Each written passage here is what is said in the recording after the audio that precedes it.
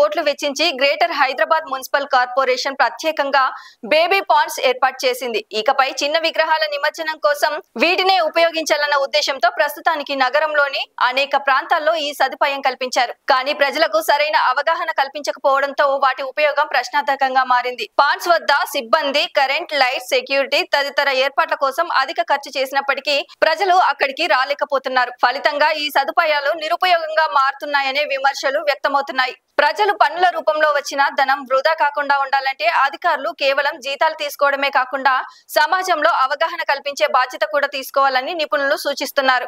లేకపోతే కోట్ల రూపాయల వ్యయంతో నిర్మించిన ఈ పాండ్స్ కేవలం చూపుకొసగానే మిగిలిపోతాయని స్థానికులు అంటున్నారు. హైదరాబాద్ బీజేపీ నేత యాకుత్పుర అసెంబ్లీకి పోటీ చేసిన ఎన్ వీరేందర్ బాబు యాదవ్ వినాయక చవితి సందర్భంగా నియోజకవర్గంలోని పలు ప్రాంతాల్లో ఏర్పాటు చేసిన గణేష్ మండపాలను సందర్శించారు. ఈ సందర్భంగా మండప కమిటీ సభ్యులతో సమావేశమై వినాయక ఉత్సవాలు విజయవంతంగా సాగాలని ఆకాంక్షలు వ్యక్తం చేశారు. భక్తులతో కలిసి వినాయకుడికి ప్రత్యేక పూజలు నిర్వహించి అన్న ప్రసాదం వితరణలో పాల్గొన్నారు. అనంతరం స్థానిక ప్రజల సమస్యలు, అభివృద్ధి కార్యక్రమాలపై కూడా ఈ సందర్భంగా చర్చించినట్లు సమాచారం.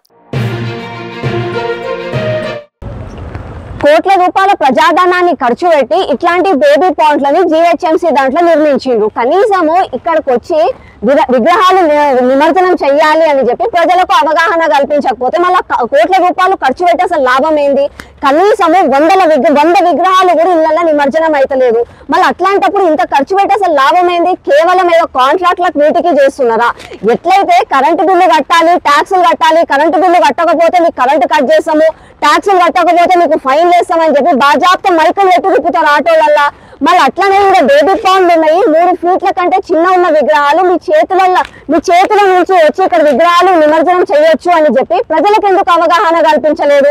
పాపం ప్రజలకి ఎక్కడ నిమజ్జనం చేయాలో తెలియక చిన్న విగ్రహాలను కూడా తీసుకుపోయి సర్వనగర్ కట్ట మీదకి తీసుకుపోతేనేమో ఆడ విగ్రహాలను నిమజ్జనం చేయనియట్లేదు. క్రెయిన్లేమో 3 షిఫ్ట్లు పనిచేస్తలేదు, క్రెయిన్ వాళ్ళు రారు.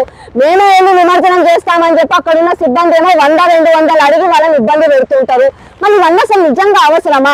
అంటే కేవలము ఆ ప్రభుత్వము, అధికారులు కేవలం ఫంక్షన్ హాల్ బుక్ చేసి పైసలు కట్టి అలా చాయ్, బిస్కెట్లు, సమోసాలు తినడానికి అయిపోతుందా? లేకపోతే అవగాహన కల్పించడం కూడా వీళ్ళ బాధ్యతనేనా?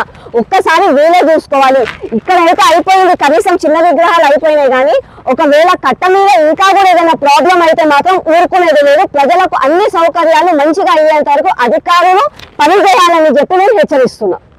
లైక్ చేయండి, షేర్ చేయండి, సబ్స్క్రైబ్ చేయండి. మరిన్ని వీడియోల కోసం బెల్ సింబల్ పై క్లిక్ చేయండి.